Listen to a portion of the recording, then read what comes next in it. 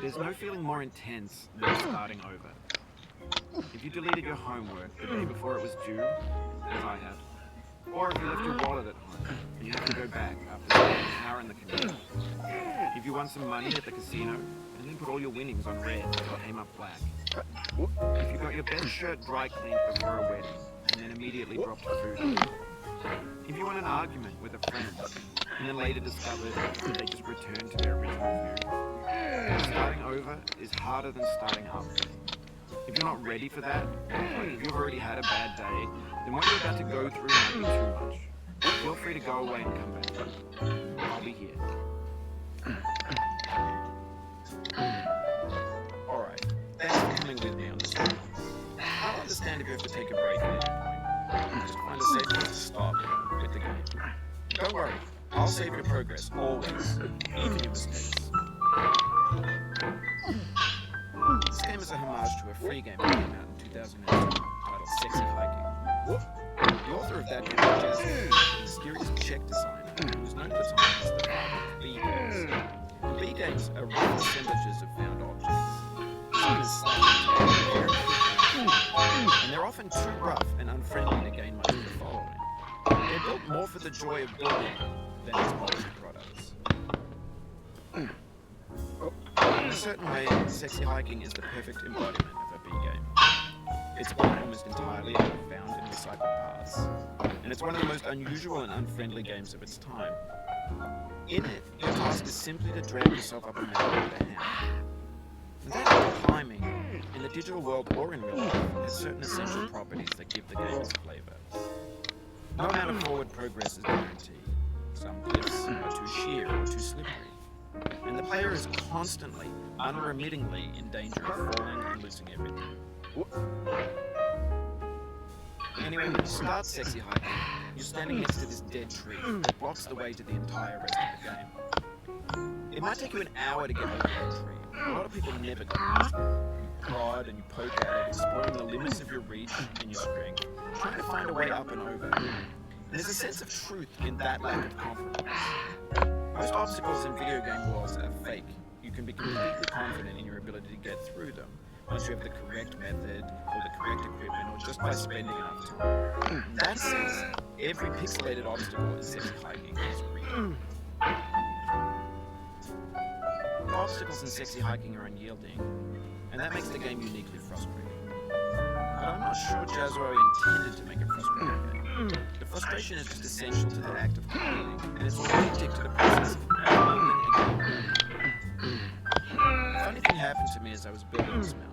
I'd have an idea for a new obstacle, and I'd build it, test it, and it would usually turn out to be unreasonably hard. But I couldn't bring myself to make it easier. It already felt like my inability to get past the new obstacle was my fault, as a player rather than as a builder. Imaginary mountains build themselves from our efforts to climb them, and it's our repeated attempts to reach the summit that turns those mountains into something real. When you're building a video game world, you're building with ideas, and that can be like working with quickset cement. You mold your ideas into a certain shape that can be played with, and in the process of playing with them, they begin to harden and set until they're immutable, like rock. And at that point, you can't change the world. Not without breaking it into pieces and starting fresh with new ideas. For years now, people have been predicting that games would soon be made out of prefabricated objects, bought in a store and assembled into a world. And for the most part, that hasn't happened, because the objects in the stores are trash. I don't mean they look bad or that they're badly made, although a lot of them are.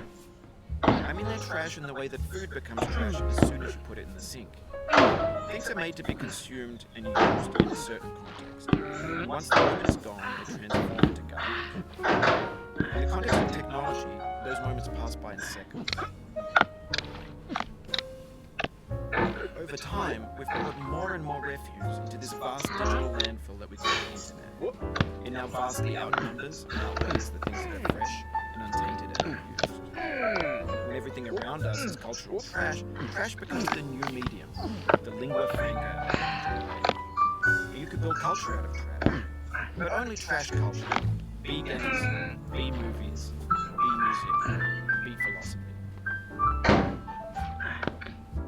Maybe this is what digital culture is.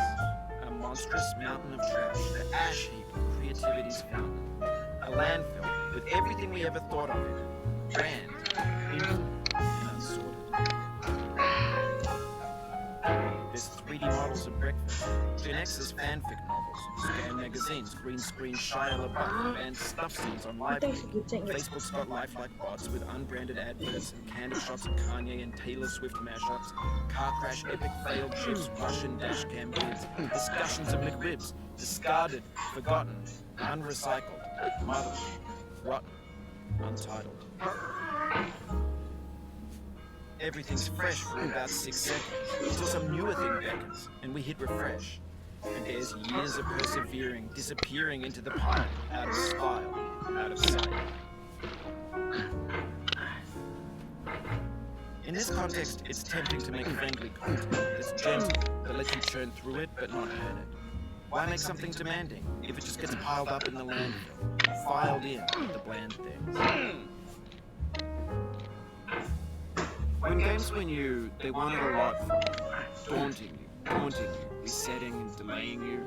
Players played stoically. Now everyone's turned off by that.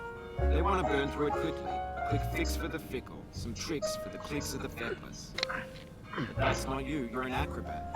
You could swallow a baseball bat. Now I know, most likely you're watching this on YouTube or Twitch, while some dude with 10 million views does it for you. Like a baby bird being fed chewed up food. That's culture too.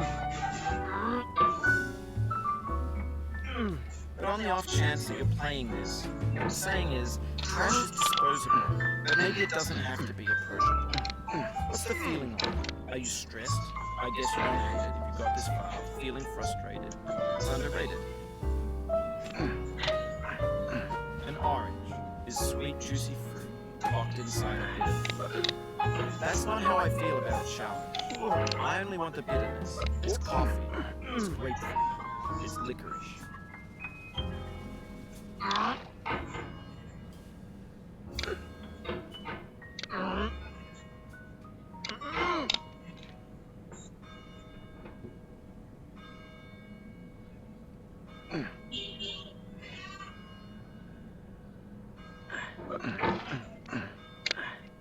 It feels like we're closer now. Composer and climber, designer and user. You could have refused, but you didn't. There was something in you that was hidden, that chose to continue.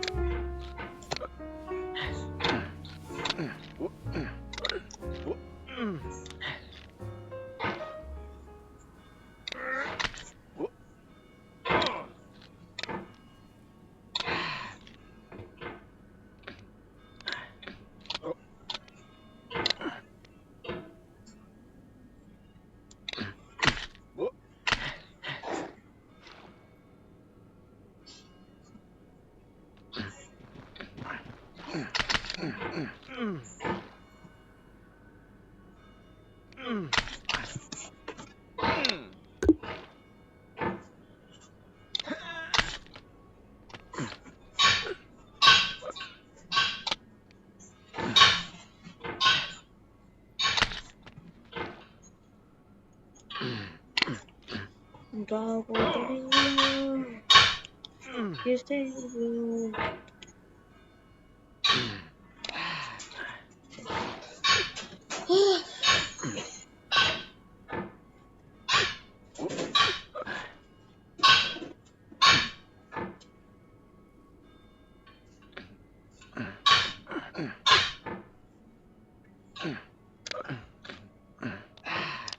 Yeah. It means a lot to me that you've come this far, endured this much.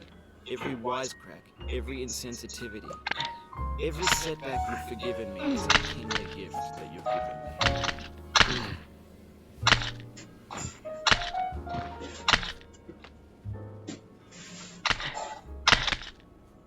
Oh, you just must a lot of progress. That's a deep frustration, a real punch in the gut.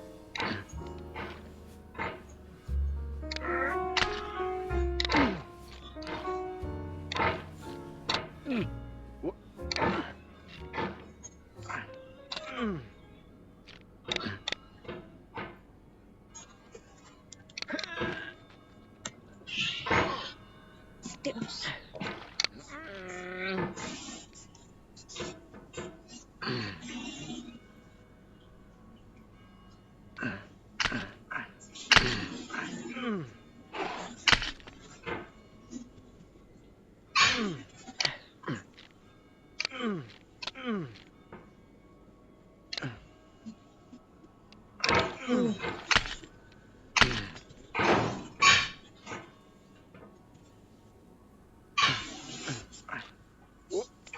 So what the fuck?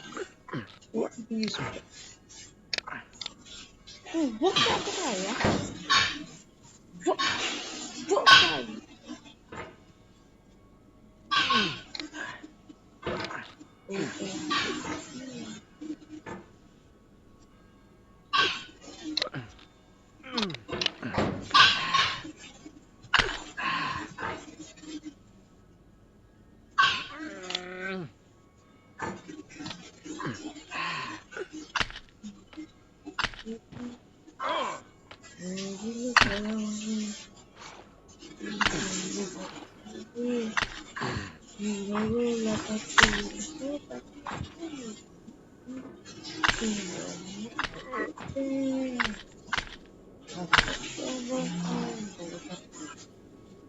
We have the same taste, you and I.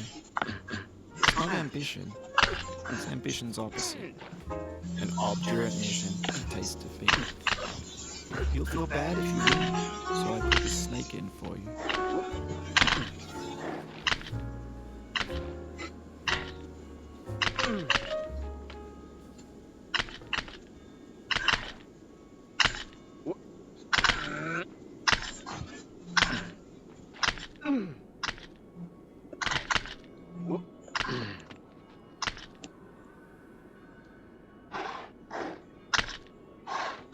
Have you thought about who you are in this? Are you the man in the pot, Diogenes? Are you his hand? Are you the top of his hammer? I think not. Where your hand moves, the hammer may not follow.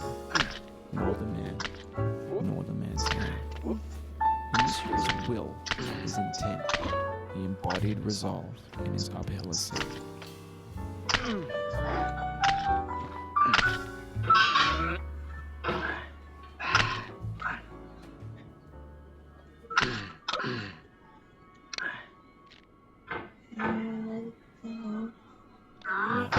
We've conquered the ice cliff, the platforms, the church, and the rectory, the living room and the factory, the playground, the construction site, the granite rocks, and the hillside. We've learned to hike. There's no way left to go but up, and in a moment I'll shut up. But let me say, I'm glad you came.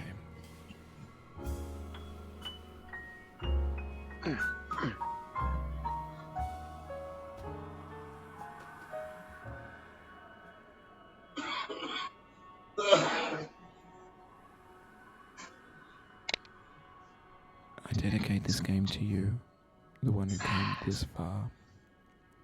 I give it to you with all my love.